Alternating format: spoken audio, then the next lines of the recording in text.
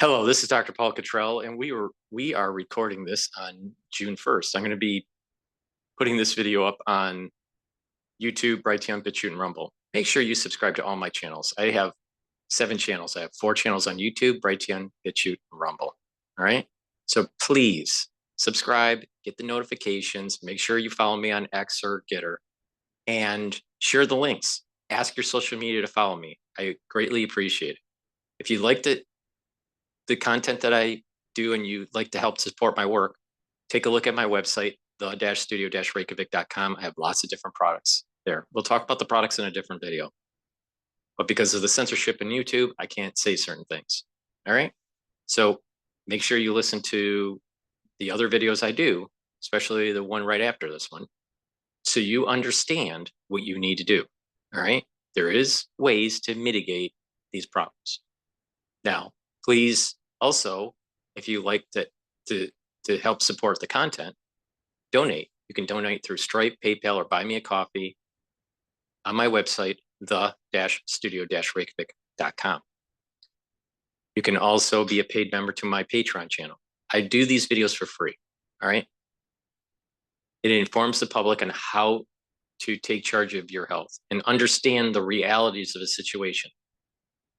If you have cognitive dissonance, you're not going to like what I have to say. If you believe in false hope, you're not going to like what I have to say. If you want a big dose of reality, so you know what you're dealing with, then you're actually going to like what I have to say. And even if you don't like what I have to say, if you listen to me, you pay attention to me, you will be able to mitigate the risks.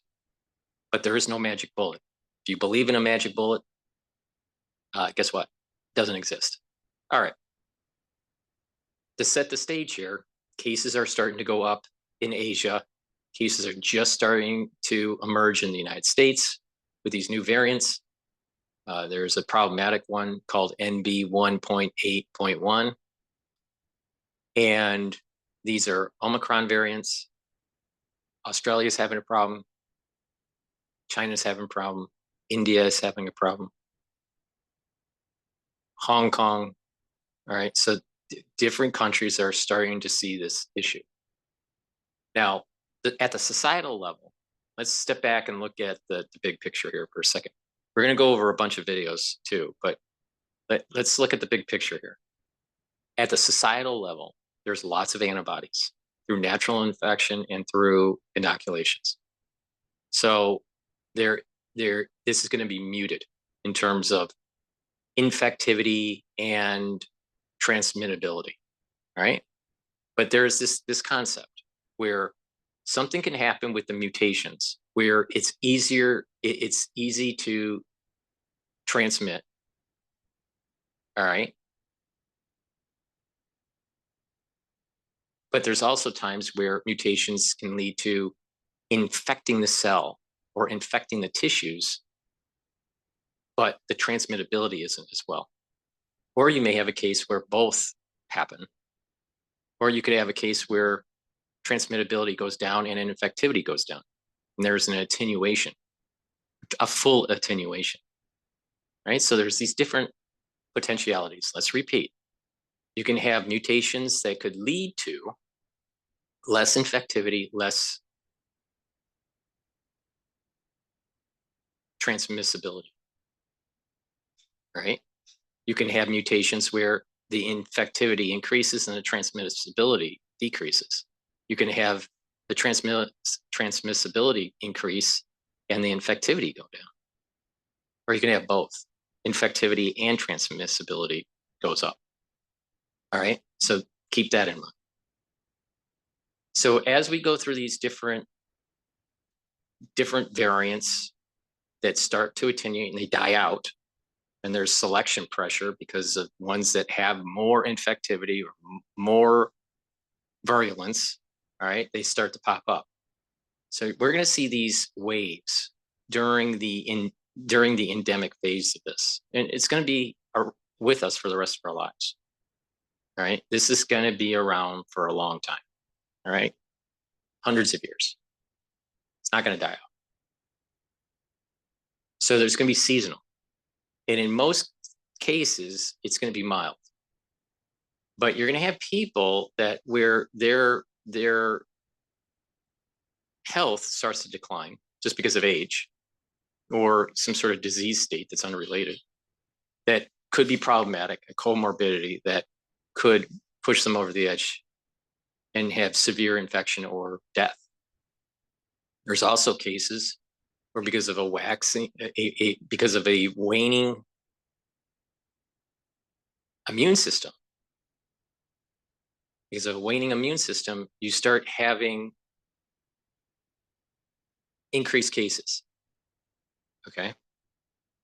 So if someone asked Dr. Paul Cottrell, could you get cancer from SARS-CoV-2 virus?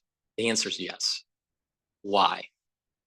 The answer to that question is because there are proteins, plural, proteins, that are tumor suppressors, including the spike protein. Spike protein can inhibit P53, but there are other proteins that are actually tumor suppressors. In addition, it can cause damage to the cell that can lead to certain fusion proteins that are associated with cancers. I've done different videos on the subject matter, so you can search through. I believe I published those in 2022, 2023. I think it was 2022. Now, so the virus can cause cancer, but that doesn't mean everyone that gets the virus gets cancer. So if you get SARS-CoV-2, the virus, you can have tumor suppressors that are inhibited that can lead to cancer. You need normally almost like a 5 knockout in most tissues, about 5 knockout system. 5 things have to not be knocked out to turn cancerous in most cases. All right. In some tissues, in humans, 3 knockouts are enough. Now, in other animal models, 3 knockouts are sufficient. But in most cases, you need 5 knockouts. So you could have tumor suppressors that are inhibited and not get cancer. Now, now you can have other people that have that don't have pre-cancer and get SARS-CoV-2, and those individuals could end up getting cancer. Now, how? Because you have multiple proteins that attack multiple pathways of tumor suppression. So if you're turning off those tumor suppressors, you're inhibiting those tumor suppressors, you actually are accelerating cancer. Now, if someone has a predisposition, maybe 1 or 2 knockouts before they get the infection, before they get SARS-CoV-2, it's just pushing them over the edge faster. Now, there are cases where you have cancer already, maybe in a very nascent stage, and accelerates the process because it already has the knockouts and it's further inhibiting the tumor suppressors. Now, that's just the virus, okay? And that's just the proteins turning off those tumor suppressors or causing fusion proteins. You can have integration of the actual genome of SARS-CoV-2 into your body, into your cells, into your genome, all right? All right. Now, when that happens, that could go into an area where if it is expressed in that cell regularly, then you're producing more of these proteins. So you're increasing the chances of these tumor suppressor inhibitors to be activated, right? Because you have the genome of the virus in our own cells now. So there's what happens is there's a reverse transcription and it integrates that takes place. This can happen in a cell, but it's under certain conditions. It's usually a very stressful, high inflammatory kind of situation. It's rare, but it can happen. All right. So the virus can integrate into your genome. Rare, but can happen. And if it's in an area that is expressed regularly, you're producing tumor suppressor inhibitors in that cell that could lead to cancer. That's one way. Another way is that it gets integrated in and it disrupts. It gets integrated into a tumor suppressor region. And because of that, it's in effect, it basically turned off that integrated gene that used to be a tumor suppressor. You could have also cases where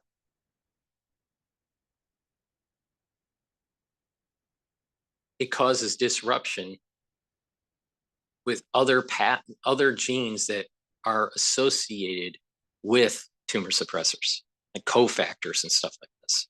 So keeps in mind this matrix that we're building up in our head here. You get the infection and it can cause cancer. How? The actual proteins of the virus, even if there's no genomic integration, turn off tumor suppressors. You can have, in rare cases, where the actual genome of the virus is integrated in your cells, integrated in your genome of your cells. And in those cases, depending on where that integration is, depends on what sort of problems may arise. You may have fusion proteins, you may have turning off of tumor suppressors, an overexpression of the actual viral proteins that could lead to cancers. Now, that's just the virus, all right? And depending on if you already have knockouts, like a precancerous cell, not a series of knockouts, getting SARS-CoV-2 could accelerate the cancer formation. If you already have cancers, but if you already have a cancerous cell and it has these signals to turn off further tumor suppressors, it's going to accelerate the cancer. So those are some of the ways that SARS-CoV-2 can cause cancer. Now, what about the inoculation? The inoculation, similar, but a little bit different. You can get cancers from the inoculation. And that inoculation, because it's producing the S1 and S2 subunit, which is the spike protein, and the spike protein is a tumor suppressor inhibitor, all right? It inhibits P53. Overexpression of it in certain cells could lead to cancer. Now, if you're just inhibiting P53, most likely, and the cell is non-cancerous, doesn't have any knockouts, chances are that cell will not go cancerous. It will have some disruption in cellular function, but it's not going to turn cancerous. But if you have some other knockouts that take place, then you are going to increase your chances of cancer.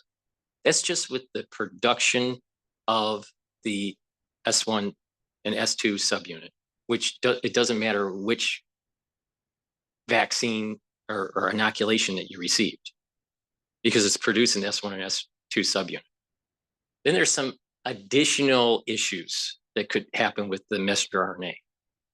The messenger RNA production has these plasmids, and they can't be fully filtered out. And not only that, I think Pfizer purposely had them in there to help with the efficacy, quote, the efficacy of eliciting an immune response, because their method of PEG 2000 production was less robust compared to Moderna, and their manufacturing of the vaccine was problematic. And to meet the production numbers, I think they cut corners in terms of filtration.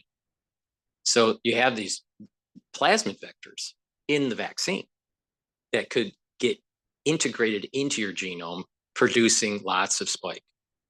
By integrating into the genome, it's similar, but not exact, similar to the problems that we have with integration from the virus. Now, integration with the virus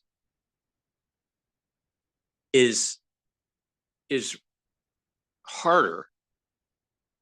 It's a more rare situation because lots of different cellular rarities have to take place to allow human line 1 to do this integration and reverse transcription.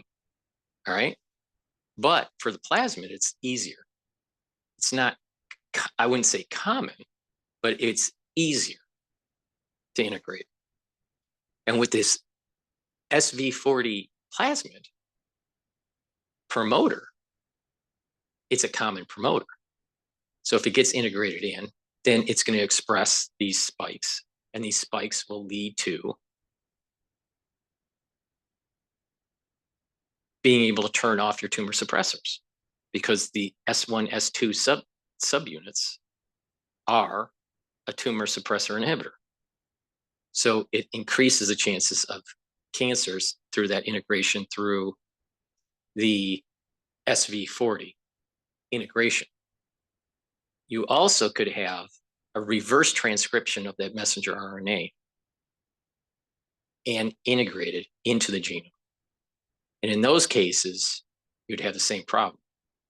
If it gets activated, if it gets expressed, then you're producing more spike, which leads to tumor suppressor inhibitor. Now, if you have that integration either through SV40 or through the reverse transcription of the messenger RNA in your cell, then what's going to happen is that you could have that integrated in an area that disrupts a tumor suppressor gene. Also could cause cancer. If it goes into a region where it disrupts cofactors for tumor suppressors, then you're disrupting the production of tumor suppressors, which leads to potentially cancer. Now, that doesn't mean just because you have integration, you'll get cancer. But the thing is it's increasing the risks. So if you already have cells that are, or tissues that are already in a precancerous kind of phase with 1 or 2 knockouts already, then you are pushing that individual closer to having cancers. If you already have cancer and having these things happen, then it's accelerating. So you can get cancer from SARS-CoV-2 and through the vaccine.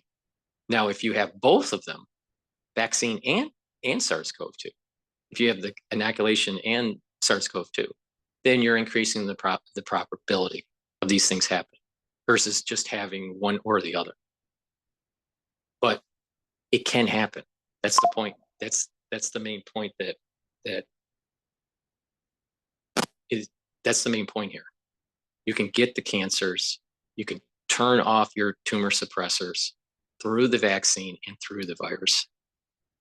Doesn't mean that's going to happen to everybody, but there's going to be enough people that have been infected, have been inoculated, where you're going to see significance in increases in cancers and in the speed of those growths. Now, there's this other issue that's taking place with SARS-CoV-2 and inoculations, and that is neural issues, neural problems. Now, this is going to be a growing topic of discussion. So there's 2 main problems that I see with SARS-CoV-2 and the inoculations: immune issue and neural issue. Okay, the immune issue, shutting down the immune system. The S1 subunit can basically cause CD4 positive cells to be ineffective. So your CD count is the same, right. Your CD count is normal, but the effectiveness of the CD4s are diminished. Because what happens is the S1 subunit is attaching to the TCR, the T cell receptor. in activating a pro-inflammatory response and not being able to fully engage with the MHC2. So you have that issue. You get that from the vaccine or the virus because the S1 subunit is part of the spike. So it's a vaccine issue or a viral issue. Plus the pulsing. If you pulse, if someone is chronically getting sick, if you've had SARS-CoV-2 or boosters, or possibly and boosters, then what's happening is that you're pulsing your body and it's activating the immune system. And then the immune system has a negative feedback loop through the IgG4, which will lead to tumor suppression, which would lead to immune suppression. All right.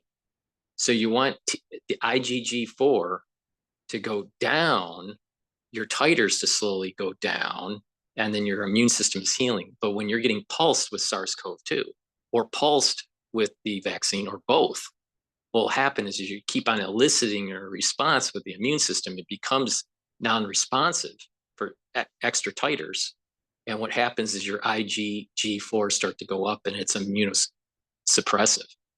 So you don't want that, right? So that's one issue with the immune problem.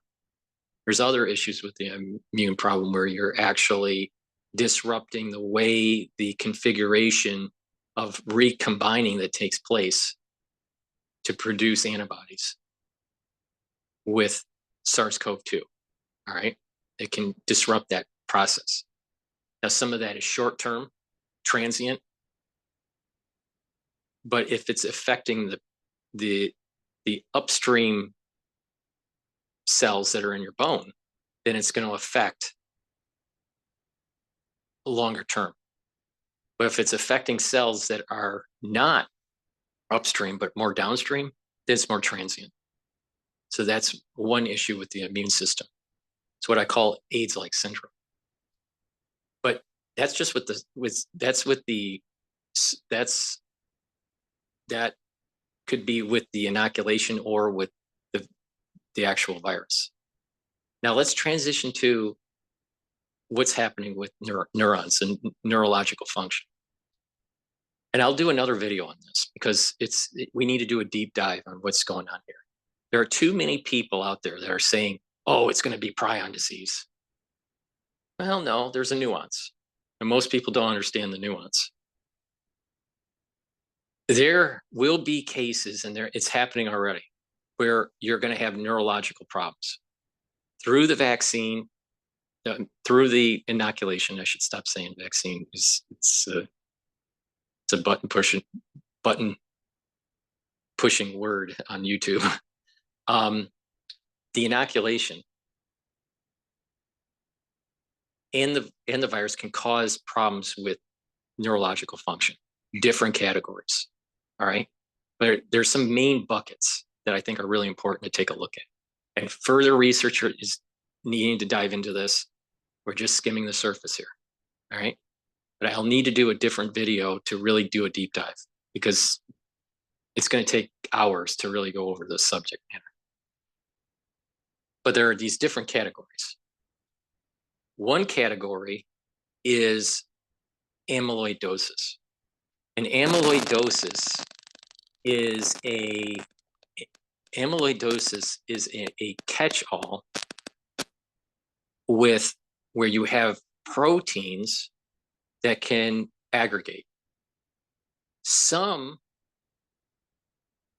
of these types of diseases would be dementia, Alzheimer's type diseases. Other diseases are like prion disease. So just because someone has amyloidosis doesn't mean they have prion. But if you have prion disease, it is amyloidosis, right? It's an amyloidosis disease. But just because you have amyloidosis doesn't mean you have prion disease. That's a key distinction that most layman people do not understand, and even most scientists do not understand. All right, so just keep that in mind. So there's these different buckets, and a lot of this neurological problem that's taking place during the COVID era, through vaccines, through inoculations, through the virus, is caused by an accumulation of protein that is not folded correctly. Now, how can that happen? Many different things could happen. The actual proteolytic enzymes could be shut down, and it's not breaking up proteins. There could be chronic stress within the cells, in the surrounding tissue, in the interstitial tissue, that cause these aggregates to take place. Disruptions in the gene, leading to disruptions with the gene or the actual translation,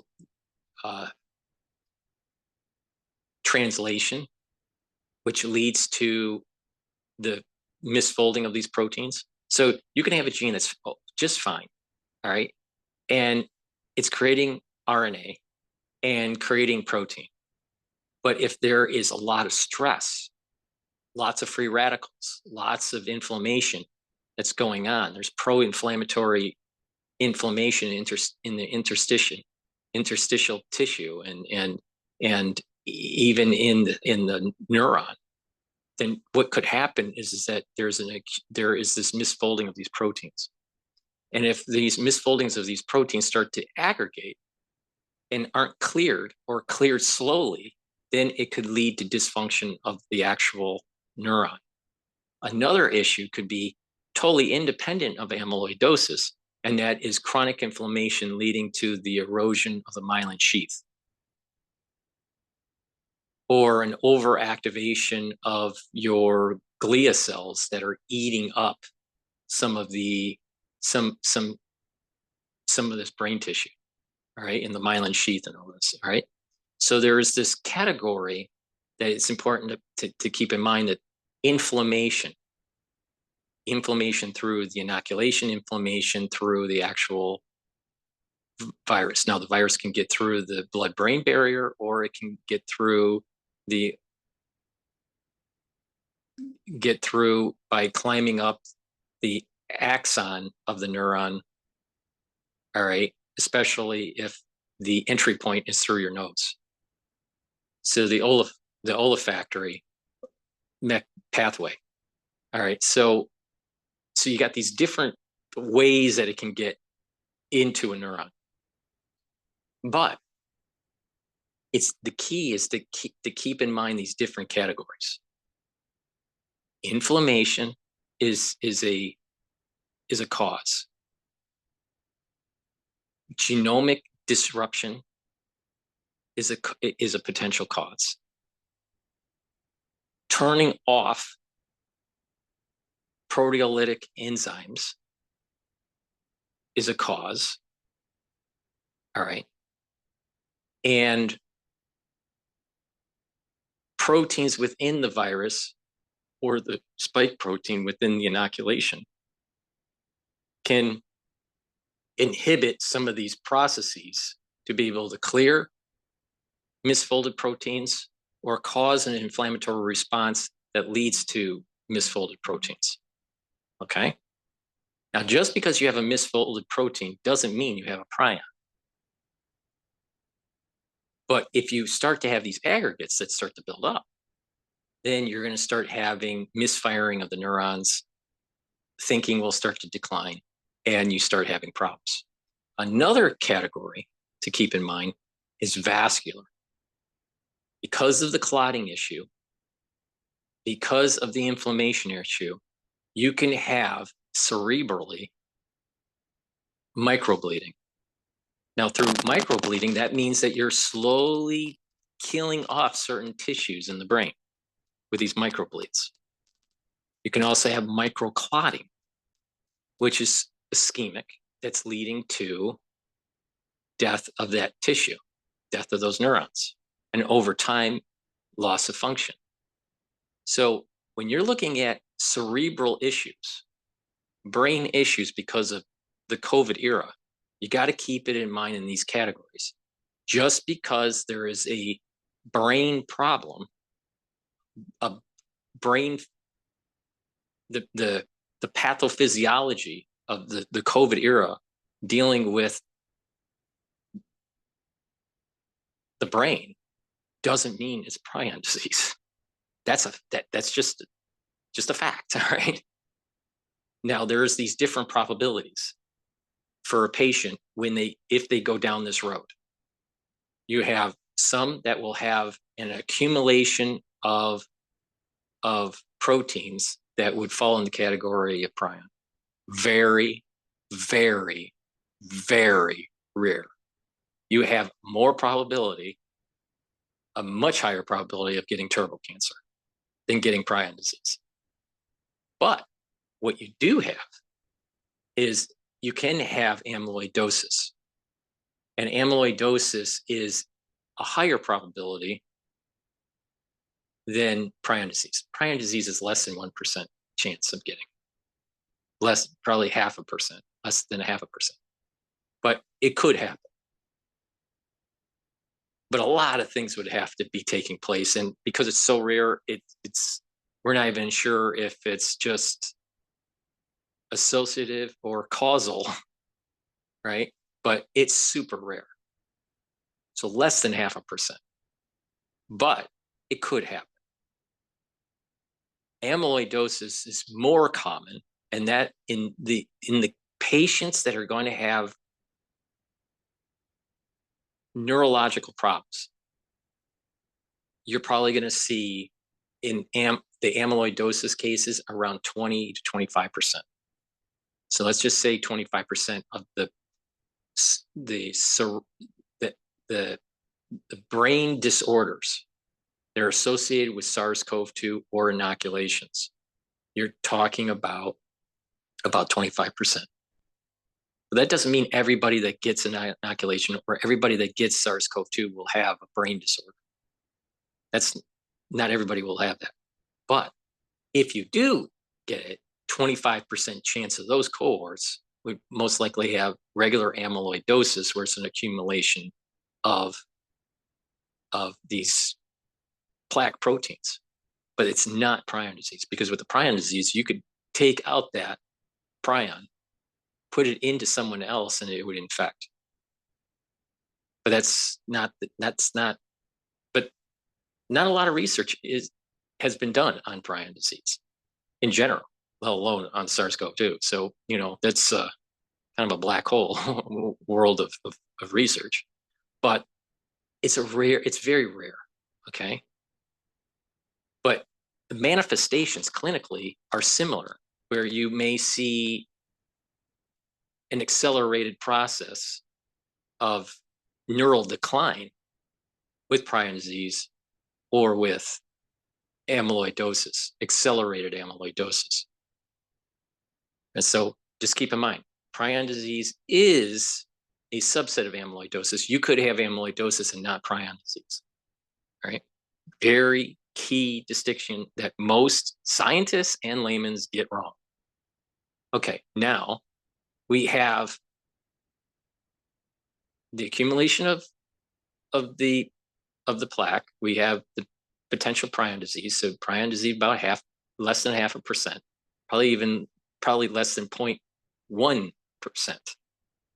All right, but let's just make it simple for our brains. Less than 0.5%. About 25% approximately would be regular amyloidosis, an accumulation of these plaques. It's similar to what we would call Alzheimer's. Now, the next group, which is approximately 75%, is what will be called mixed dementia. Okay, and there is going to be, that this is most of the cases, that if the patient goes down this neurological path, most cases are going to fall into this category. And that's where you have inflammation that's causing disruption of the vascular system that leads to microbleeding, so a hemorrhage, microhemorrhage that leads to tissue death, or microclotting, but both of them are ischemic. So it's an ischemic issue. It's a blood issue, not necessarily a neurological issue. It's a neurological issue secondarily to a vascular issue. So now in this world of 75% of the patients that have this issue, neurological issue from SARS-CoV-2 or from the inoculation, 75% of them are going to have this, fall into this category of a dementia that's caused by microbleeding or microclotting. Now, what causes the microbleeding or microclotting? Inflammation at the vascular level that leads to leakage. Now, that could be in the vascular system or around the vascular system, the interstitium that leads to a tear. All right, so keeping inflammation down is really important. But when you're in a chronic inflammatory stage, you also have lots of free radicals that are starting to be produced. And when you start to have these free radicals that are starting to be produced, you can also cause an acceleration of plaque, all right, because LDL would be oxidized. And it's been known that this clotting is becoming an issue. Now, there's probably multiple mechanisms on why this is happening. Some of it is where your blood cells are starting to attach to each other, attract each other, and stick together. And there is this overclotting, probably through the CD147 pathway. But there is this situation where the red blood cells are sticking together and causing these microclots. Another is that you can have an overabundance of inflammation in a region where you there is this turbulence. You know, sometimes vessels can kind of fluctuate. They can get small and then large again, small. They can kind of pulse, right? And so when they're pulsing, they may cause, a little bit of a turbulent flow, and that turbulent flow can lead to clots. All right, clot formation, microclotting. When you have these microclots that are happening regularly and they're not being dissolved, normally when you have a clot, your body recognizes it and it's going to create chemicals that will lead to breaking up that clot naturally. So we have fibrinolytic enzymes that will break up clots. All right. But if you're having a problem breaking up those clots because of the way the clot's formed, maybe there is a polymerization that's taking place where our natural enzymes are having a hard time to break up these clots, then you will accumulate these microclots, and more of these individuals will start to have neural death, or the tissues will start to decline. So I think that majority of the cases that are neurological issues from SARS-CoV-2 or the inoculation is due to microhemorrhaging or microclotting that will lead to neural death or neurological dysfunction. So you got these three, you got these different categories. You have amyloidosis, but not all amyloidosis is equal. You have a very small subset that is prion disease, very small subset. Then you have a decent amount, 25%, because of that inflammatory response, because of damage to clearing the misfolded proteins, an accumulation of misfolded proteins that will lead to amyloidosis and something very similar to Alzheimer's or Lewy body dementia. So you have this accumulation of problems that are in the neuron, this pro-inflammatory response, and a buildup of free radicals will lead to the destruction of the myelin sheath. So the electrical transmission starts to degrade. So your thinking starts to go down and you start to have problems with memory. And then depending on what area of the tissue of your brain is being destroyed, depends on what your neurological function problem may be. It may be hearing, or it may be speech, or it may be motor coordination. It just depends on where it may be spatial recognition. You just don't know. It just depends on where this problem is. It could be anywhere. So now if someone says, well, okay, this is happening, is it by the virus or by the inoculation? Both. Now someone would ask, well, why?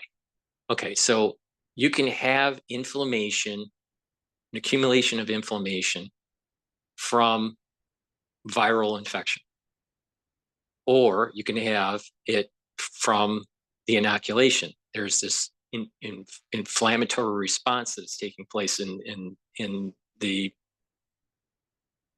brain, in the brain tissue, around the neurons. All right.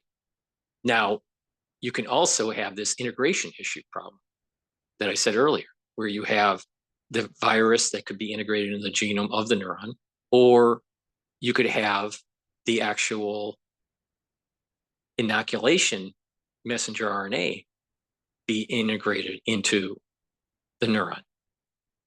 The SV40 could get integrated in the plasmid, or just the messenger RNA could be reverse transcribed and then integrated. And that's rare, and it's got some issues with it. But the thing is, it could happen if it gets integrated in an area that causes disruption with clearing proteins, all right, that are misfolded. Then you're going to have an accumulation of plaque of these proteins and have amyloidosis. This could also happen in other tissues. Amyloidosis post-infection from SARS-CoV-2 has been shown in autopsies and in histology studies where you have it in different organs. So amyloidosis, the accumulation of these plaques, isn't just in the brain. It's in the heart, it's in the liver, it's in the spleen, it's in the kidney. So it's all over your body, right? A lot of people don't realize that. And that's the reason why I said that you have to keep in mind amyloidosis has a lot of different subcategories. Prion disease is one of those subcategories. It's rare. So people have focused on just that because it sounds weird, mad cow disease and all that, right? But there are more of the patients that are going to have brain function issues. Most of them are either going to be accumulation of plaque, regular amyloidosis, or vascular dementia. Those are so almost 100% of the case, almost 100% of the cases are of those two categories.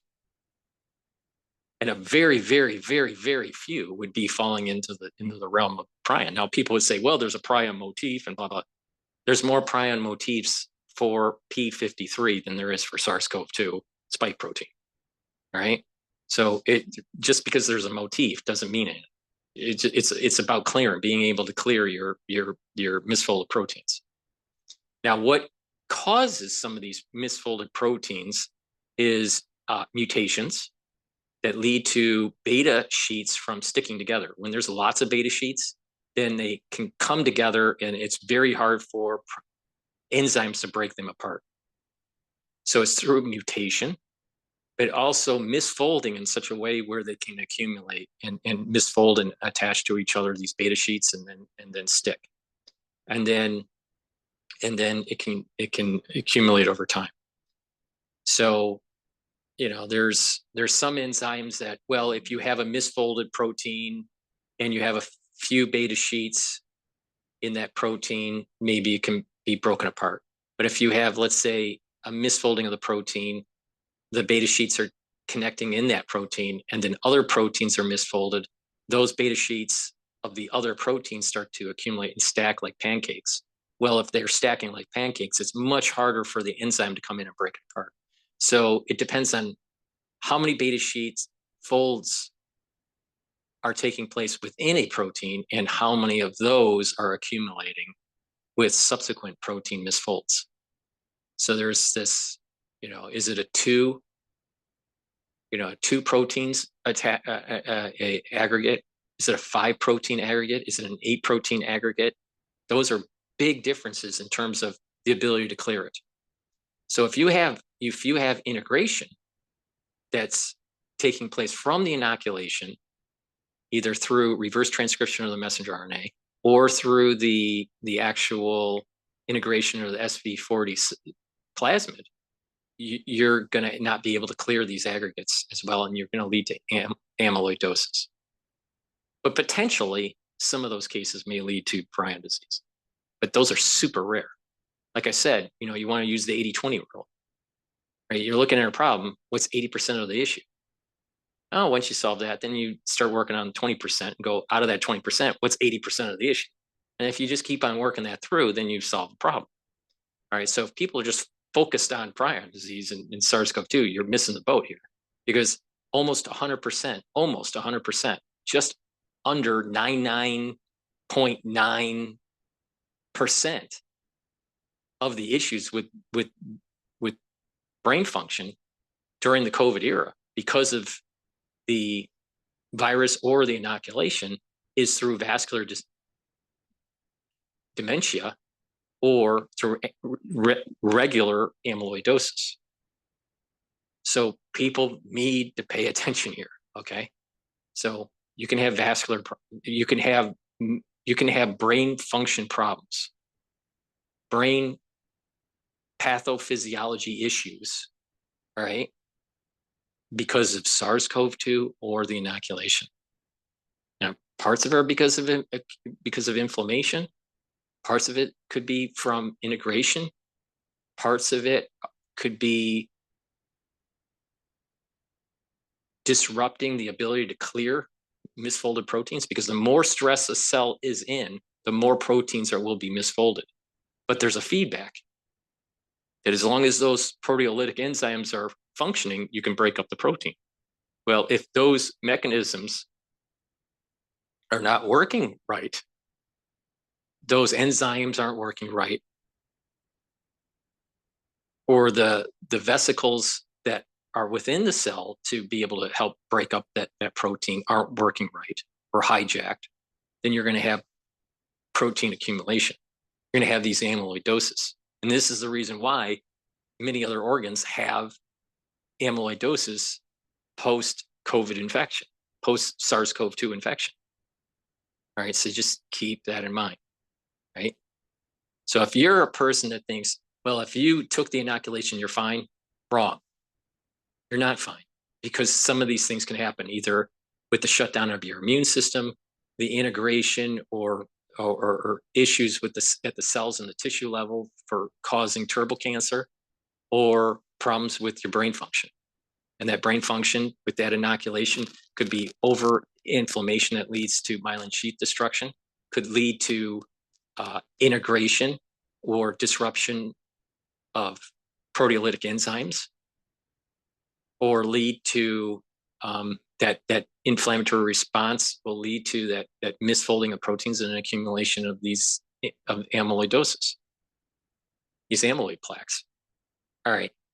If people are saying, well, it's only the virus, or if people, let me rephrase that. If people are saying, like I said, just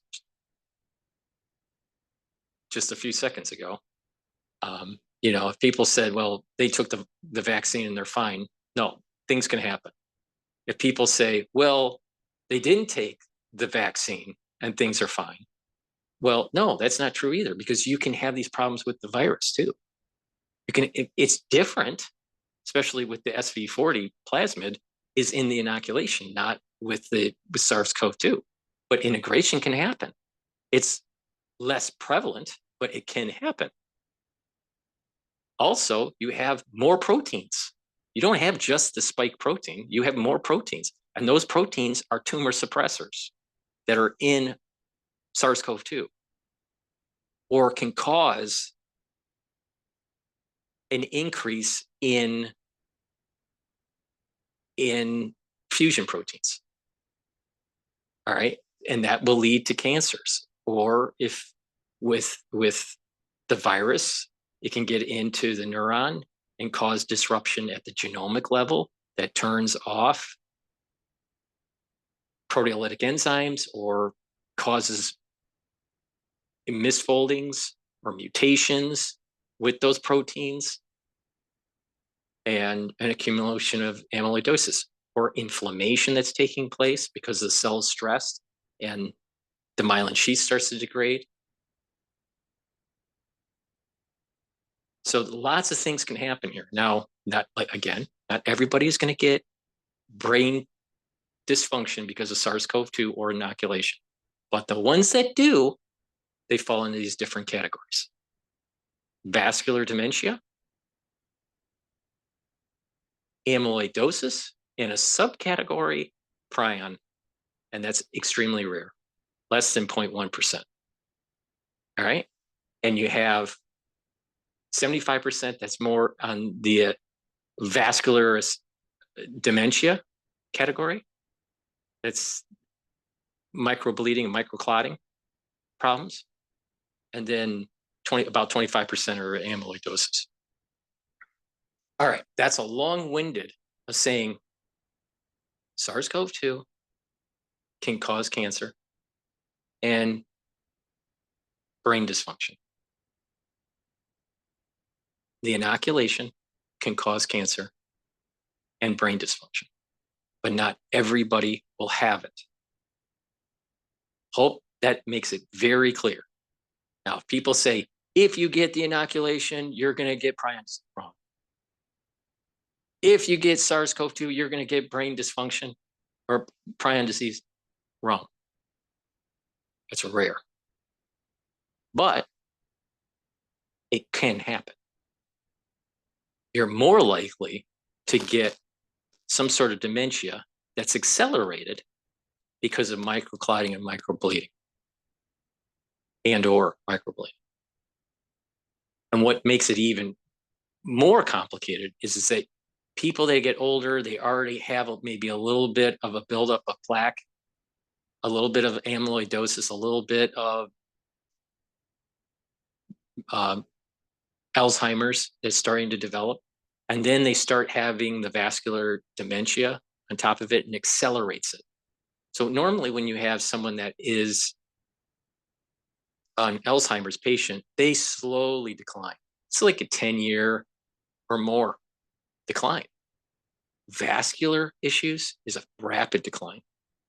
Prion disease, typically, there's a couple different categories, typically is rapid. All right, within less than a year, it's about 6 months. But there are rare, very rare prion disease. Prion disease is rare. Then you have rare of rare.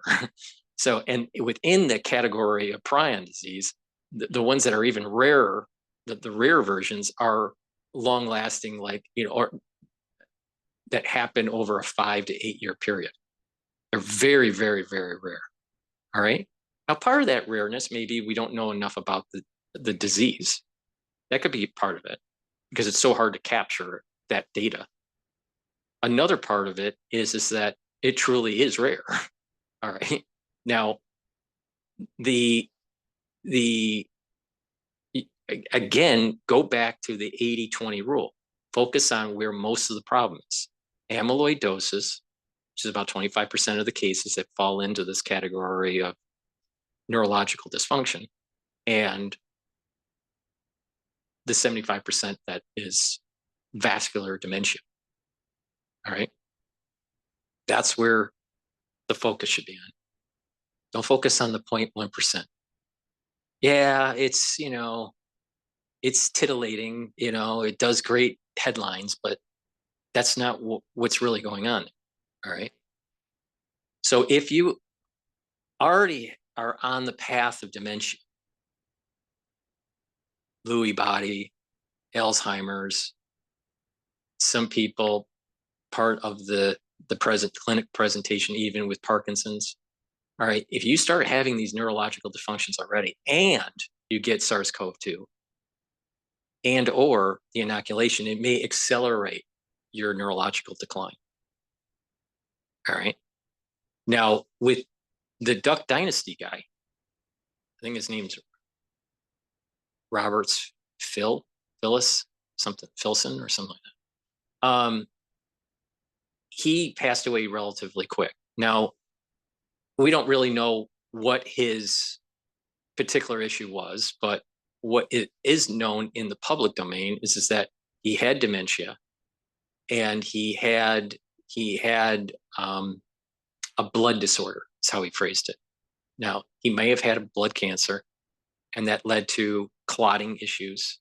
And if it led to clotting issues, you would have accelerated the dementia because of the microclotting that could be taking place. And it was accelerated because he already had dementia. He already had Alzheimer's. Some people would say, well, maybe it's prion disease and he had it, maybe because we don't know if he was inoculated or if he contracted SARS-CoV-2. To my understanding, we don't know that in the public domain.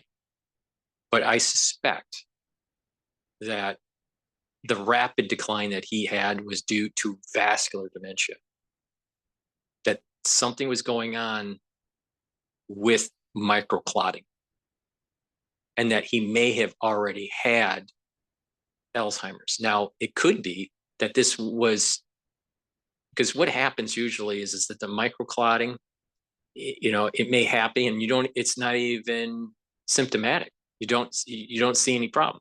Then all of a sudden you slightly lose your memory, or slightly lose speech, or slightly lose some sort of brain function. And then over time it starts to accelerate. And the brain, the brain death, the tissue death starts to accelerate. And so it's more prevalent. And it could have been that this whole thing that he had was actually through the microbleeding because of the problems with his blood. I suspect that he had probably some sort of overproduction of blood cells. And when it's overproducing the blood cells, then it leads to clots. He also had lots of pain, and he also had problems with his spleen. So that's signaling that there was an overproduction of blood cells. So that's my take on it. All right. Not prion disease. Prion disease doesn't give you pain in your in your kidneys or in your spleen. All right. But again, there's not a lot of research on prion disease. But that gives you a really good overview. SARS-CoV-2 can cause cancers, but not always. And the inoculation can cause cancers, but not always. SARS-CoV-2 can cause brain dysfunction. Not always, but it can. And the inoculations can cause brain dysfunction, but not always. Okay? So those are the facts. Now let's go to what's going on with SARS-CoV-2. All right?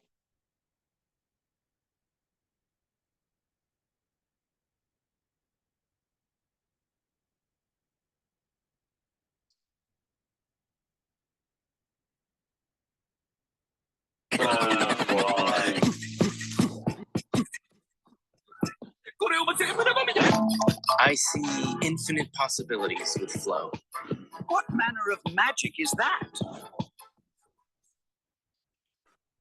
The World Health Organization says it is monitoring a new COVID-19 variant that's been spreading in Asia and leading to a spike in hospitalizations in China. Now, this new strain has also been detected in the US. For more on this, I'm joined by Deakin University Chair in Epidemiology, Professor Catherine Bennett. Good to have you on the program with us, Catherine. Now, this new strain of COVID, it's called NB181. It's been responsible, as I mentioned, for a spike in hospitalizations in China and now even the US. What do we know about this new strain? Well, it's been around since early in the year, since about January it was first reported, but it has seen a rise not just in China but in Asia. It's actually spreading through most countries now, and it's been in Australia since last month as well. We had a pretty mild last wave. So even if you have mild, pulsing with either overboosting or getting a infection, when it's repeated, you're increasing the probability of the problems with turbo cancers and neurological dysfunction. In the Northern Hemisphere, the winter wave wasn't as severe. And so we might have got away with that. Certainly with us, our summer wave really didn't have the same impact. This variant is still related to the same family of variants, the JN1 that we saw driving some of that infection in our winter wave and then through the end of the year. But it's a new variant. And the reason they're watching it closely, the World Health Organization's deemed it to be a variant under monitoring, is because it has this combination. It's able to evade our immune response because it's a bit different. It's got these new mutations, but also it looks like a strain that's particularly good at latching on to the receptors in our respiratory symptoms. So if it's going to cause more infections and it's easily spread, those two things actually mean we have to watch out for it, and particularly as we go into winter. The symptoms, the disease doesn't look to be more serious, but if you get a lot more infections, we could see more people very unwell. And that's why the booster is going to be very important for us going into winter, particularly for people still at risk of severe disease. Yes, if it does, as you say, evade immune responses, should the general public be somewhat concerned, as well as health authorities in Australia? Well, they'll keep a close watch on it. We'll watch what's happening in the countries where it's spread earlier. We've already seen it in New South Wales. It's being detected in the sewage water in Western Australia, and it's now the most common variant. So we're already experiencing it, and they'll watch it closely. The good news is that it's descended from the JN1 variant, and that's what our vaccine is based on at the moment. So the vaccine isn't a perfect fit because the virus has moved on again, but it still works to particularly prevent against severe disease. And that's the most important thing. We want to keep people out of hospital if we can, particularly if the infection rates start to really pick up over the winter period. Yeah, yes, I mean, you did say that we possibly had it easy in the last wave. Would you expect that things might be different when winter arrives? Well, we always worry that a winter wave could be worse just because we spend more time indoors, you're socializing indoors more often. All those things, the atmosphere, the humidity, they're things that the virus enjoys, and respiratory infections generally do better in winter for the virus, not for us. So we do worry about the numbers going up over our winter break, and we do want people to be really careful to make sure. See, amazing, and how all these supposedly experts, epidemiologists, MDs, nurse practitioners, all of them seem to be missing the elephant in the room. That if you continually have infection by SARS-CoV-2 or you overboost, what's going to happen is that you're going to cause an increase in your problems with your immune system, your vascular system, and even brain function. And they're not paying attention to it. They're just so focused on, well, this is going to cause a respiratory infection. That's not the big issue here. The big issue is what I've been talking about from day one, and that is all of these aftershocks that take place after the hospitalizations, after the big waves, after the major infectivity. Because guess what? It takes some time before turbo cancer starts to emerge. It takes some time for dementia start to emerge, either through amyloidosis, prion disease, or even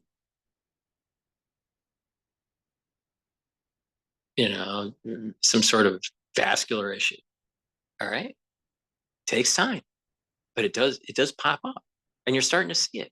If you watch people lately that haven't been reducing inflammation, reducing free radicals, getting healthy, improving their cardiovascular health, boosting up their immune system, the ones that aren't, they're just going back to their pre-COVID lifestyle. guess what? You start watching what they're saying, they're doing a lot of while they're talking. You notice that? Or they're having a lapse of concentration in their thought. Now that happens to everybody, especially if they're stressed, all right? But when it's habitual, when someone is doing, let's say, a podcast and they go,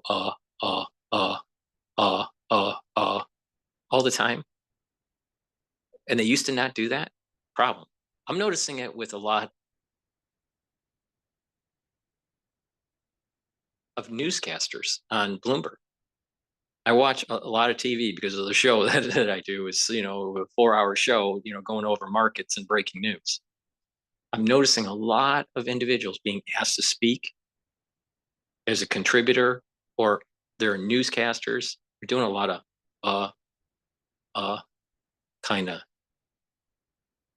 fill in, as if they're kind of losing track of what they're thinking. It's very important. And we'll go pay attention to the next show that I do, the next episode. It's important to bring down that inflammation. It's important to soak up those free radicals. It's important to improve your blood flow. It's important to improve your immune system. When you do this, you're improving your odds of being able to weather this storm. There's no magic bullet. If anyone says there is, they're lying to you. But if someone says, don't worry, they're also lying to you. There are areas of concern. Certain areas of concern have different probabilities, so they're not all equally weighted, and that you can mitigate some of these issues. Now, if you pay attention to what I'm doing, you'll weather the storm much better. You don't, you're increasing your chances of these things to be happening. Now, the experts, supposedly the experts, don't know what they're talking about. They're not paying attention to the emerging properties of a post-COVID era. They're not paying attention to the emerging properties of the aftershock.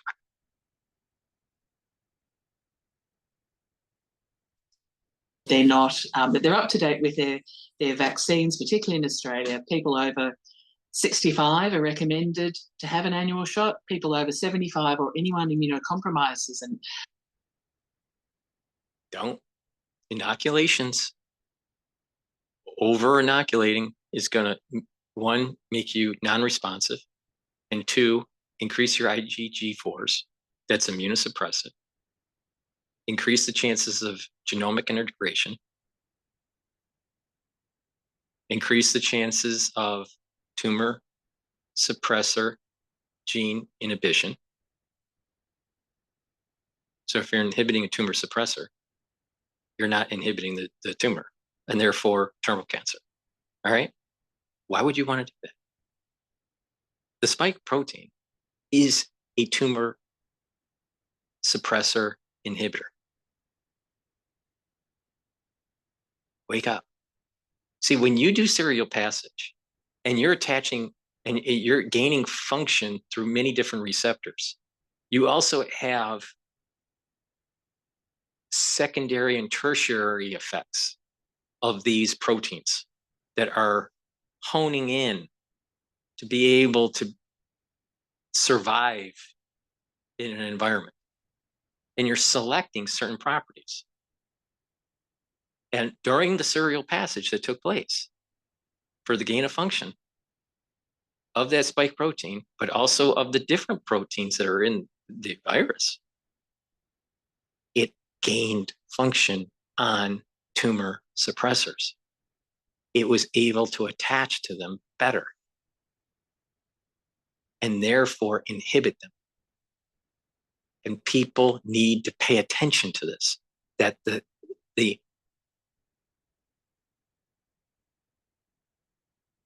directed evolution of this, of the serial passage, wasn't just the spike protein. It was the other proteins within the virus. Now, when you get an inoculation, the things that you got to worry about are the S1 and S2 subunit, the integration through reverse transcription of the messenger RNA, or the SV40 plasmids that was used, or other plasmids. My understanding is Moderna used a different type of plasmid, but the problem with just plasmid integration. So plasmid integration, messenger RNA, reverse transcription and integration, and the pathophysiology that the spike protein causes. Those are the things you need to worry about. On top, that's just the vaccine. That's just the inoculation. Now, when you're talking about the virus, now you got gain of function wasn't just on the spike protein. The gain of function was on the other proteins that allowed for tumor suppression. I'm telling you, turbo cancer is caused by both SARS-CoV-2 and or the vaccine. If you just had the virus, well, you have chances of turbo cancer. You also have chances of dementia. Depends on what kind of dementia. Like I said, there's kind of like 3 categories to take a look at this. You just had the vaccine, you just had the inoculation. Well, you've increased your chances of dementia. You've also increased your chances of turbo cancer. You're not, see, this is what I've been saying for 5 years. No matter what path you took, there wasn't a good path. You just pick your poison. Now, again, there are different probabilities of the different ways this can emerge, but there's no safe way. Anyone that thought they were safe, they're just wrong. Well, they're just not going to take it. Well, all right. You get multiple infections of SARS-CoV-2, you're increasing your chances of turbo cancer, 100%. And not only that, you are increasing your chances of turbo cancer probably, if it's once a year and you're getting it once a year, you're probably far worse off than someone that just had 2 shots of the inoculation, assuming no genomic integration. But there's nuance with this. And that's the key thing. I guess that's the key point, is pay attention to the nuance. There's too many people that just say something and then go like, well, wait a minute. Let's use some first principles. Let's use, some logic here. Let's use some, the idea that there are probabilities within this landscape for different patients. And when you start looking at with those kind of perspectives, you start to see what I'm seeing. It's too easy to just say inoculation causes turbo cancer and just, well, there's a nuance there. So does SARS-CoV-2, not just the inoculation. And not everybody's going to have it. And it could just only cause a 1 or 2 knockout, not a 5 knockout. So you may not actually get the cancer. All right. But if you're already near that edge, you could rapidly increase the cancers. Turbo cancers are happening for sure. Lots of people that are younger, post-COVID era, are starting to get problems with their colon at much younger age.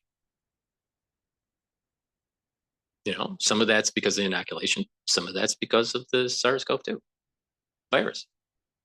People need to pay attention to what I'm saying. I'm not wrong on this. But like I said, there's no magic bullet, but you can mitigate some of the problems. And if you mitigate some of the problems by soaking up those free radicals, bringing down that inflammation, getting better blood flow, boosting up that immune system, your risk curve starts to go down. But if you don't, you just have maintained that lifestyle that you had pre-COVID, your risk factors for cancers and dementia have gone up.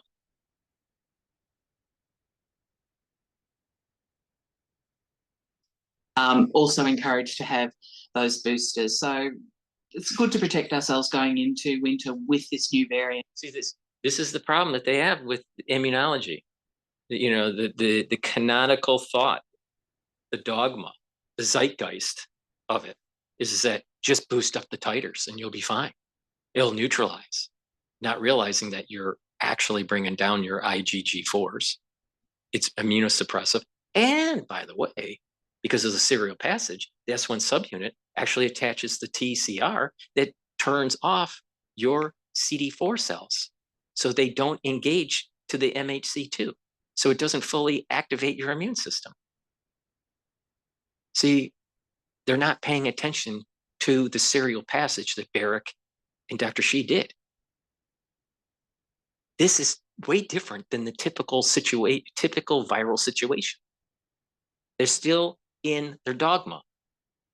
And this is, you keep on following their advice, and you're raising your risk curve up for further dementia issues, which is a multitude of reasons for that I went over, and cancers. That's not the only issue with SARS-CoV-2 or inoculations. You can also have problems with your heart and your vascular system that's not causing dementia.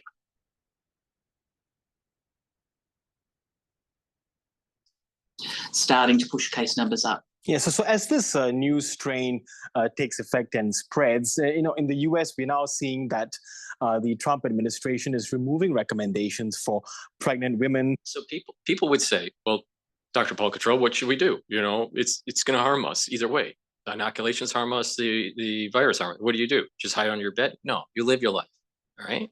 Not everybody is going to have these problems. But the more often you get it, the more often, the higher chance, let's just say, that you are going to manifest some serious problems, either dementia or cancer, or even heart disease. With the myocarditis or endocarditis or even pericarditis. The signaling problems that are taking place with these hearts now, that are taking place. Well, the way you do it is that you need to improve your health. You need to take some lessons learned out of anti-aging. You need to take some lessons learned in geriatric medicine. You need to take lessons learned out of sports medicine. And when you couple these things, you're reducing your risk curve. You're not eliminating it. There's no magic bullet. Everyone is potentially can be affected by this. It's about probabilities. And you want to reduce the probability of these things happening to you. Now, if you're just going to be a germaphobe and live in fear all the rest of your life, well, it's not going to help you. There's no magic bullet. Can't get around from this.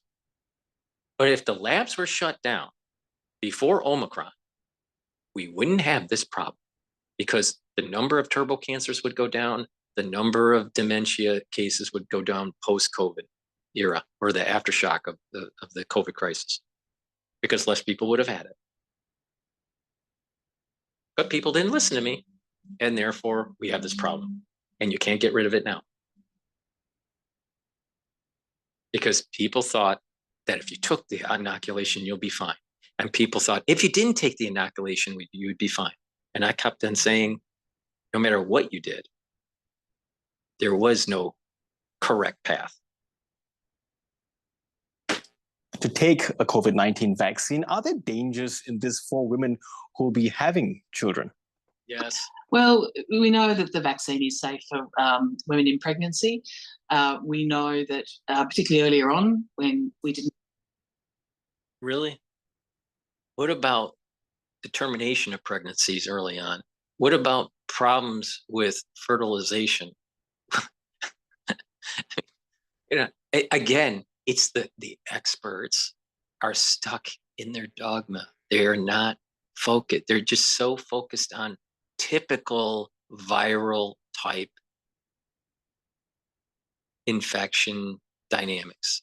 This is different because it was made in a lab to be lethal. It was serial passed where there was multiple receptors. That means multiple pathophysiologies. And they thought they had a shield for it that just doesn't work. And it was rolled out with poor testing, and it has negative externalities. So you have a shield that has negative externalities, and they had a gain of function on something they should have never have done. And now, for the rest of mankind's life, you know, most likely the rest of mankind's existence, this will be a problem. Thank you, Dr. Barrick, for fucking up mankind. Good immunity in the population, that actually the vaccine was quite important to help pregnant women get through to a safe end to their pregnancy. In Australia, we don't recommend, but women of any age, 18 and over, are eligible for a vaccine. And if someone's pregnant, we encourage everyone to talk to their doctors. So while it's not recommended for people in that age group who would be pregnant, they are encouraged to talk to their doctor, and they're eligible. I would not. No. Don't get a booster. And if you haven't had a SARS-CoV-2 vaccine, don't get it. Now, the problem is that you had a lot of healthcare workers that were forced to take it. And not only that, the risk factors for healthcare workers were actually more elevated because they were around patients that had lots of issues.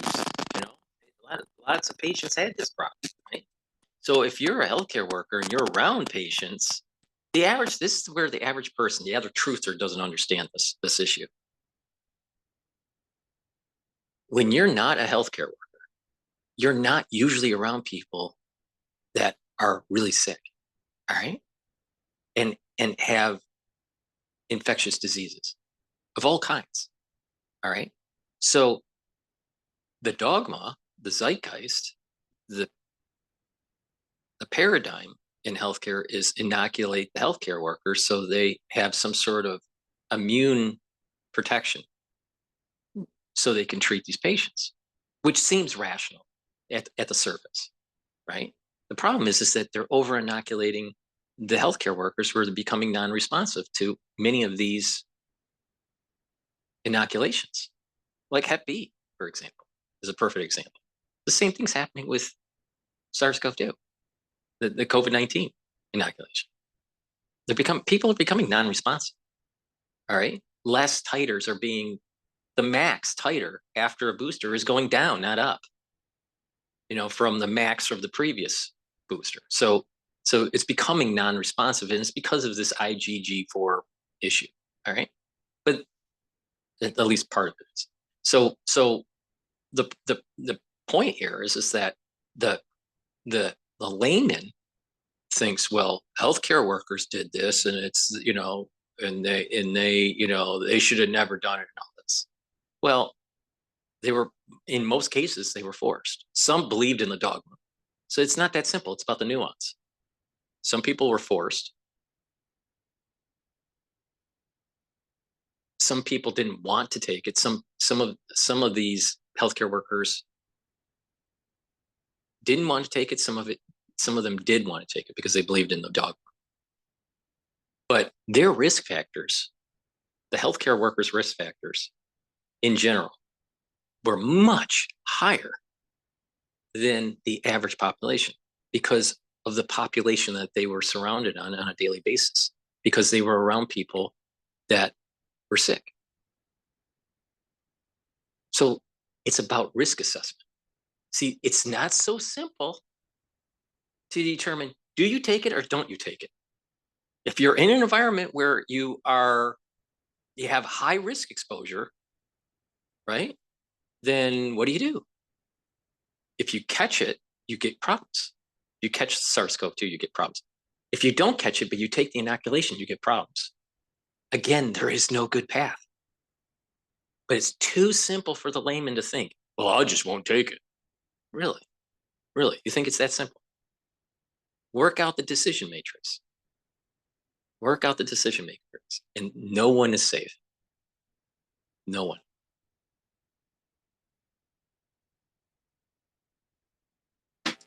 For free vaccine, if that's the right choice for them. Yes, and just in the US, we are seeing hundreds of people who are still dying every week from COVID. Does it surprise you in any way? Or is this rather the new normal, since the pandemic? Well, it is a new normal. You know why? Because it's called endemic. It's hard to say the new normal. So in this administration in America, what we are seeing, unfortunately, is a top-down resistance to vaccination. And so we're getting that message through. I think even the way these recent announcements were made, usually it doesn't come from the Secretary of Health and Human Services. It doesn't, usually Deakin University chair, children. Well, we know that the vaccine is safe for when we didn't have good immunity in the population, that actually the vaccine was quite important to help pregnant women get through to a safe end to their pregnancy. In Australia, we don't recommend, but women of any age, 18 and over, are eligible for a vaccine. And if someone's pregnant, we encourage everyone to talk to their doctors. So while it's not recommended for people in that age group who would be pregnant, they are encouraged to talk to their doctor, and they're eligible for free vaccine if that's the right choice. All right, so now they're going to transition. I had to repeat it for a second because I wanted to make a point about his statement about Trump's administration. Yes, and just in the US, we are seeing hundreds of people who are still dying every week from COVID. Does it surprise you in any way? Or is this rather the new normal, since the pandemic? It's hard to say the new normal. Yes, it isn't. It isn't, quote, a new normal when your reference point is pre-COVID, but that's because of it's endemic. Now the issue is just that some people are waking up that there's problems with the testing of these inoculations. It's a big problem. There's lots of money to be made, right? So shining a light on that, but that's a different issue actually. Inoculation testing, in solving that problem and understanding the negative externalities of a vaccine schedule that may be harming people, the elderly or the pediatric. We need to start questioning the actual vaccine scheduling. For sure. But that's a different issue. That's a different issue. This whole SARS-CoV-2 thing is very problematic because of the nefarious things that were going on in laboratories that led to gain of function, that led to inoculation program that wasn't fully tested. And now we're seeing the pathophysiology problems of that gain of function and of that, quote, solution. Now, was there some protection that took place? Some protection for natural infection? Yeah, absolutely. Is there some protection from actually inoculations? Yeah, absolutely. The antibodies have built up in the society. So it slows down that emergent behavior. But my concern is that eventually it will emerge, and in more cases, a bigger wave will come. I suspect that will be in the 10-year mark when you use the reference point from 2020. So I believe in 2030, 2029 or 2030, you're most likely going to see a big wave. Now, will it be as bad as what we saw before? Probably not. There's something going to be emergent out of this. But too many people are stuck in the dogma. It's about nuance. Something really nefarious about what's going on with SARS-CoV-2. So in this administration in America, what we are seeing, unfortunately, is a top-down resistance to vaccination. And so we're getting that message through. I think even the way these recent announcements were made. And probably an unintended consequence was is that once people start seeing problems that people had with the vaccine injury, the inoculation injury, there was a negative reaction to all inoculations. So everyone is like thinking, well, all inoculations are bad. Well, that's wrong. That's wrong. Not all inoculations are bad. But testing needs to be way better on on these inoculations. That's for sure. And that many people don't understand, even with the inoculations that were okay pre-COVID, in a post-COVID era, they may not be okay because of some weird thing that happens with the body.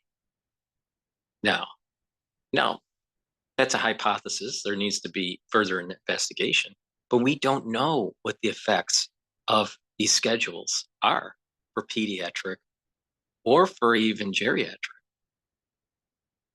These inoculation schedules in a post-COVID era, what those effects are. We just don't know. I suspect there are effects. But no one's going to test it. No one's going to pay for the money to do these tests. And what will happen is that really weird pathophysiology is going to start to emerge. Diseases will start to emerge. And then the dogma will try to explain it away. And I'm telling you, the two big ones right now are going to be turbocancers, immunosuppression, and dementia. Usually it doesn't come from the Secretary of Health and Human Services. It doesn't, usually it involves the experts that sit within the CDC over there. They actually have an advisory group on immunisation practice, and we don't know how they've been engaged in these conversations. And we know they've got a problem with measles at the moment. So if we're going to see a rise in these vaccine preventable diseases that are causing severe disease and deaths, sadly, in some situations, then it's really important that right from the top down, there is clear messaging to the public about balancing those risks and making sure that they've got the right information to make informed choices. Okay, Professor Catherine Bennett, always appreciate your insights and expertise. Thank you so much. Thank you, Girish. All right, let's do a couple more videos. I'll stop interjecting so much so we can get through more of them.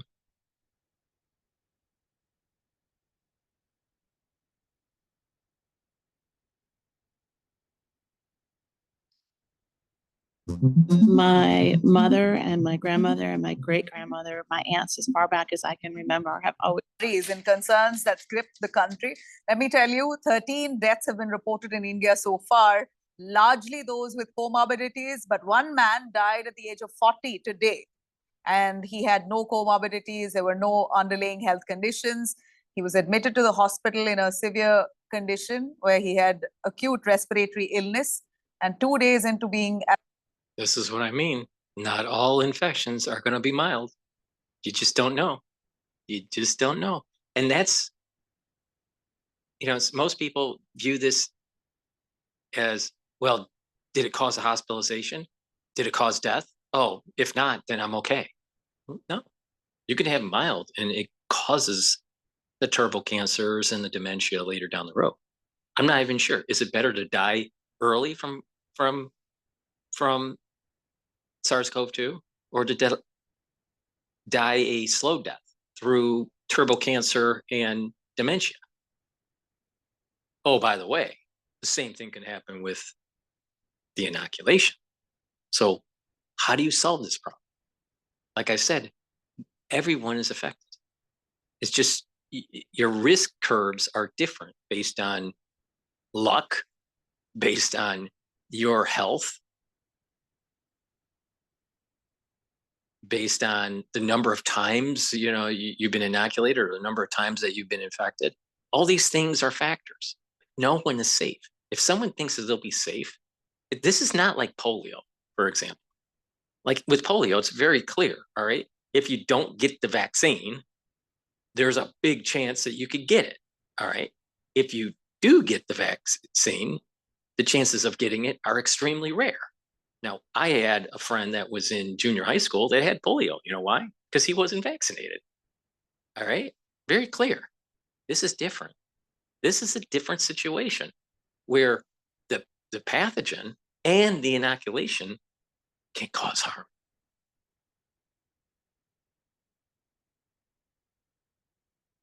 Now, people would say, well, polio can cause harm too.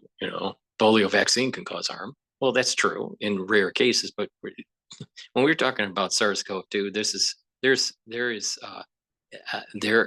there are pathophysiologies that are heavily linked to the inoculation, and pathophysiology issues that are heavily linked to the actual viral infection. All right. It's not so simple as to do or not to do. It's not that simple. Hospital, he succumbed. I'm going to take you through all the details here. We're looking at 3 years later. As much as we thought COVID was done, COVID seems to be back in our lives. India is once again in the grip of a fresh wave. It's being fueled by a new and fast-spreading variant that has now shown up in the United States and across Asia. In the last 24 hours alone, India has reported 13 COVID deaths, the highest daily toll in nearly a year. Among them, a 40-year-old man from Chandigarh with no comorbidities who died just 2 days after being admitted with acute respiratory distress. In Chennai, in the last 24 hours, a 60-year-old man has died. He had multiple underlying conditions. He succumbed to COVID. In Maharashtra as well, today, a 67-year-old man from Dombivli who was unvaccinated, again, he had pre-existing health conditions, has passed away. Health officials, though, insist there's nothing to panic as yet. The warnings are loud and clear, though. COVID-positive patients must isolate. Masks are back. Hospitals are currently on alert. What's raising eyebrows, though, is the variant that's now seeing a spike. That's the NB181 strain, which is also spreading globally. In the United States, that it's being detected, health experts say, could be very risky for young children. First spotted among travelers in California, Virginia, and New York. In fact, the NB181 variant is now driving a fresh hospitalization surge, not just in the United States, in China, Hong Kong, of course, cases have been rampant there. They're the worst hit. Over 80 severe cases have been reported in just 4 weeks, 30 of them fatal. Most among them are seniors, though United States say many infants too have been infected. In India as well, we're looking at similar claims that several children have been infected. In Bengaluru, there have been cases of infants who've caught COVID-19. Now, let me take you through the symptoms. As you see there very clearly, the NB181 symptoms include persistent cough, sore throat, fever, body ache, fatigue. In fact, some patients also report difficulty in breathing and loss of appetite. While Hong Kong officials have downplayed the variant's severity, US, though, on the contrary, scientists disagree, saying that there is a spike in hospitalization as well with this very variant. The virologist Subhash Verma in the United States confirms that this one is the one spreading much faster than previous variants. So here's what's changed. Despite rising threats, the CDC, United States, has updated its guidance, saying that healthy children and pregnant women do not need COVID vaccinations anymore, but isolation masking is mandatory. Trump administration, on its part, is proposing to restrict annual boosters only to seniors and high-risk groups, basically saying that children with good immunity do not need it. So they've reworked on their guidelines, saying that vaccination for young children not really mandatory, but at the same time, for senior citizens, it's all the more imperative that they are vaccinated. This, of course, raises multiple questions here. Are public health agencies in India at this point really stepping up? We hope not to see what we saw the years gone by. Multiple waves of COVID. This, again, seems like deja vu. Just hope that we're prepared. Hospitals are getting up, but you and I are equally responsible. Isolate, wear your masks at public spaces. Wearing a mask ain't going to stop this. Taking a booster is probably only going to accelerate it. And guess what? No matter what you do, you can't hide from it. And I've been saying this from day one. But if we shut down those laboratories, if those gain of function research laboratories weren't in existence, we wouldn't have this problem. Now, people would say, well, it was released in 2019 and we couldn't stop it. Well, most people were infected by Omicron, and that was in 2021, in about October. That was released. Now, people shut down those labs and protested and demanded accountability from the people that made it. And by then, people knew by 2021 who the main characters were. But Congress didn't do anything about it. And eventually Omicron was released. Omicron was not an emergent variant. It was released. It was released, right? So if there was more of a public outrage in 2021 or even in 2020, we probably wouldn't have this problem with the turbo cancers, or at least it's not as prevalent. All right. But mankind didn't want to do the right thing and shut down these labs. And now we have a problem that you can't put back in a box. You can't solve this problem. You can only mitigate the risks. You can't solve the problem. And I've been saying this for 5 years. Now, we're going to have ill wax and wane. And, there's going to be this endemic, phase, comes and goes. There'll be spikes in cases and deaths in some situations. But as this is happening, you further increase the risks of the turbo cancers and the dementia. There's no way out. There's no way out. You're trapped. And part of the reason is because we allowed our government to do this. Another part of the reason is that we're allowing the paradigm to take hold, and it's causing more harm. Got to push back. But again, even if you push back on the paradigm of inoculations, it still doesn't solve the problem with what was released. So you have to push back on big pharma, on the paradigm of inoculations and overboosting. But you also have to push back on the laboratories and everyone that was involved to prevent a further, a new variant or a new pathogen from being released, what I call the fourth or fifth cocktail. But if mankind doesn't stop it, it's only going to get worse. But people don't want to listen. People prefer to just live in their own echo chamber, try to believe something, or try to, just have cognitive dissonance and try to wish it away. It's not going to be wished away. This thing's going to be around for the rest of your life. It's never going to go away. It's only going to get worse. Because when you get older and your immune system isn't as robust as when you were younger,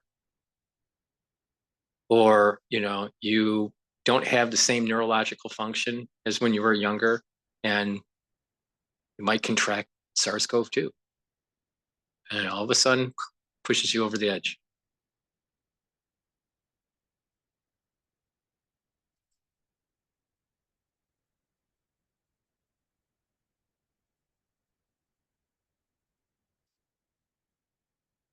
Look at her, the busy bee. She doesn't have time to build a bookcase, does she?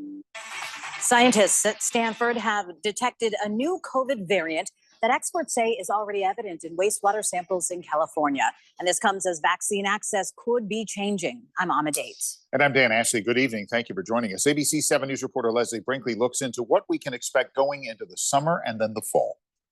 COVID-19 is still evolving, and scientists are keeping close tabs on NB.1.8.1, a substrain detected in China last month, and now it's circulating in the Bay Area. It has been reported in Europe, and it's been reported here in the U.S. We've seen it here in our wastewater. We've seen it here in California in wastewater. So it's around. Experts at the University of California at Berkeley say the good news is this strain does not appear to be more virulent, but it does look to be more contagious. It appears to be able to attach to the receptor sites on our... Now, there's different, if you've been paying attention, different people are saying different things. Some people in Asia are saying it's more virulent, right? And more contagious. Other people are saying the opposite. It's more contagious, but less virulent. cells more avidly with greater ability, which may mean that it's more transmissible, which would not be good news. COVID numbers have been low in 2025 so far, but I think what's happening is it's more transmissible and then it's more infective. And the infectivity of the cell is increasing. And I think that also the actual spreading of it is increasing. could change in the coming months. Come the fall and next winter, respiratory season, if you will, we will see a resurgence, more people getting infected with the circulating variant, more people hospitalized, and more people dying. I agree with that. And it's going to couple with potential more cases of bird flu. Don't forget bird flu. It's not a matter of if, it's a matter of when those mutations take hold in nature that leads to a jump to human transmission. It's a matter of when, not if. That could be factored into decisions about an upcoming COVID booster, even as vaccine access is being restricted, with the Health and Human Services Secretary now removing the vaccine from the CDC's immunization schedule for pregnant women and healthy children. We know that if you're vaccinated during pregnancy, those antibodies that mom develops pass through to the baby and protect the infants and the very young children. Okay. Let's say they protect the infant. It stays there for about 6 months or so, or less. But the thing is that those antibodies, see, one of the problems with the inoculation is autoimmune problems or vascular problems. So you can lead to problems with vascular or autoimmune issues with children, and they won't manifest themselves until about 1 or 2 years after birth. Now, okay, so we have that issue that's potential, but not just that. You have miscarriages, increased miscarriages because of the vaccine, the inoculation. So I really don't take the perspective that inoculating a pregnant woman is the best thing for the neonate or the mother. But again, there is no safe haven. It's possible that the child does get infected by the pathogen or the mother during pregnancy. So again, you're painted into a corner. There's no way out. There's no good solution. Up to about 6 months of age from COVID. Yes. So all of this protection is being lost by this decision. I personally am going to get a booster. I recommend my friends and family get the booster. I'm Leslie Brinkley, ABC 7 News. The Silverado Trail Boss. And the suspension to make it no.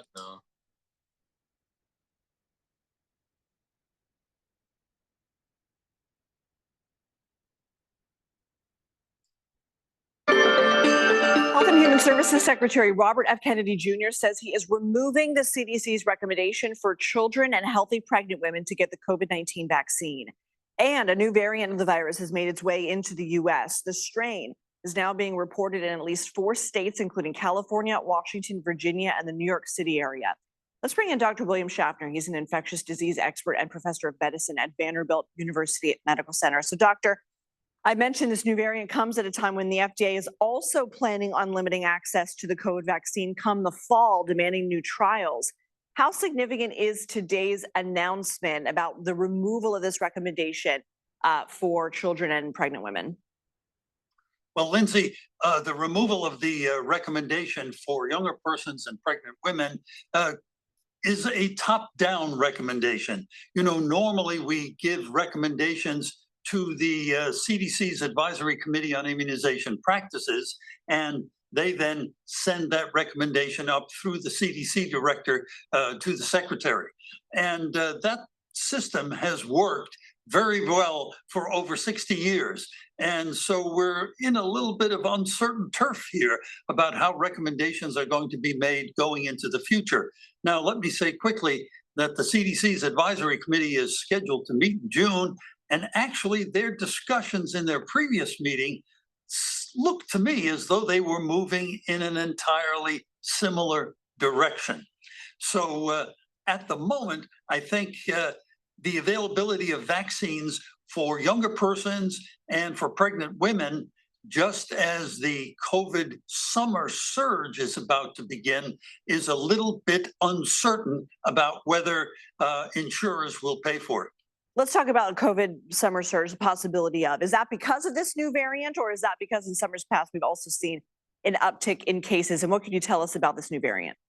Yeah, and for several summers before, we've had a summer, midsummer, late summer surge in addition to the winter surge. It's like a two-hump camel that we have.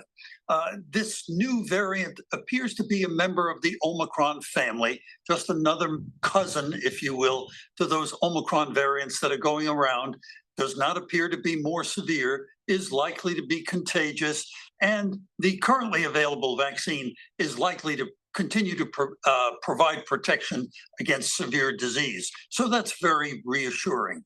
Okay, Dr. William Schaffner, thank you so much.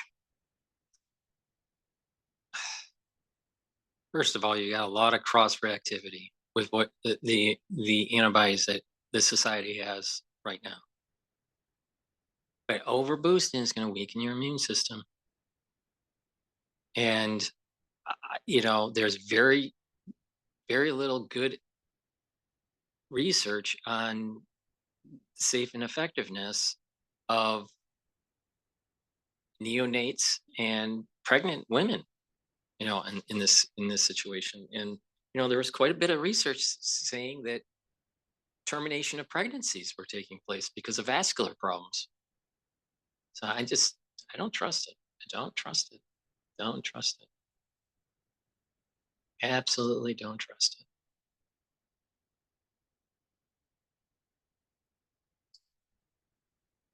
it.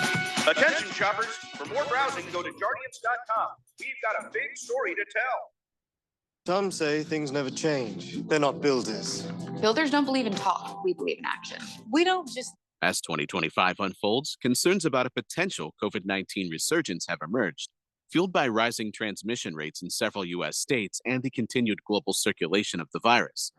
While the acute phase of the pandemic has passed, COVID-19 remains a persistent public health challenge driven by seasonal patterns and the emergence of new variants. Recent data from the CDC reveals that as of December 2024, infections are increasing or likely increasing in 28 states, with only 3 states showing a decline. In many areas, the effective reproduction number is above 1, indicating heightened transmission. Right. That was 4 months ago, so that's a little bit outdated video.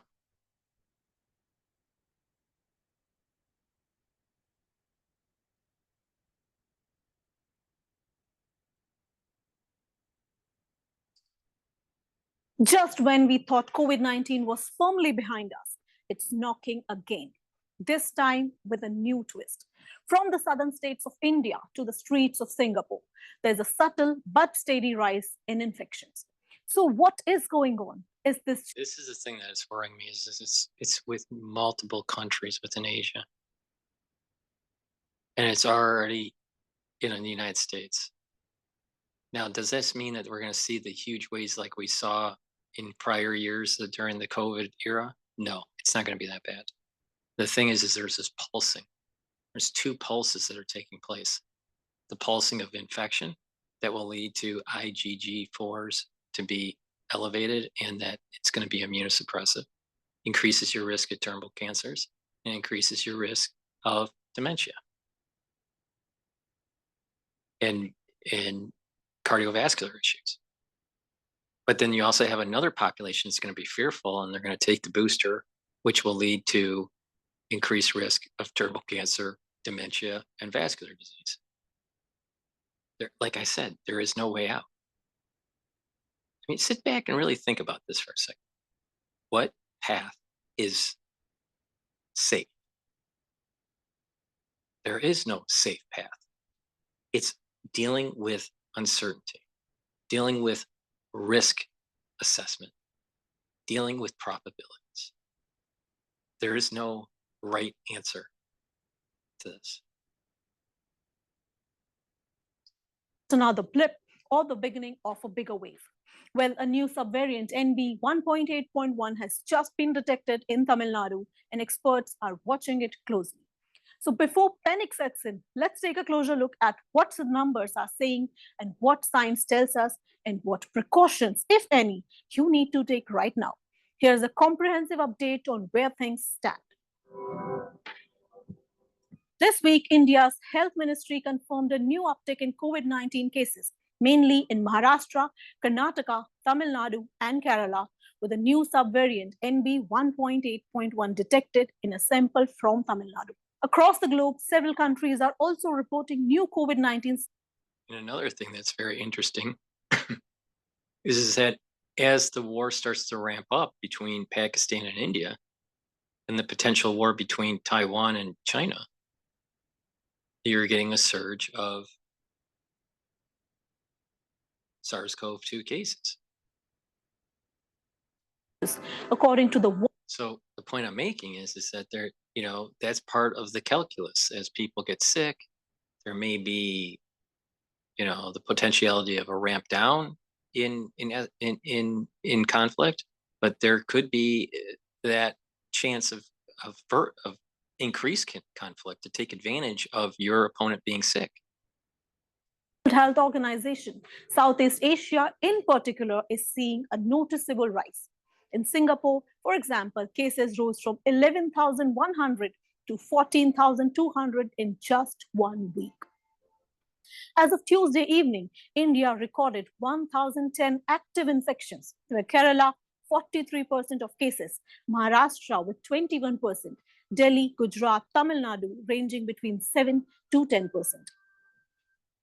Deaths have been reported recently in Maharashtra, Kerala, and Karnataka, but authorities say it's too early to confirm if these are COVID-related. While the outbreak appears geographically limited, only Kerala, Maharashtra, and Delhi have more than 100 active cases each. A clearer picture is expected in the coming weeks as testing ramps up for symptomatic individuals.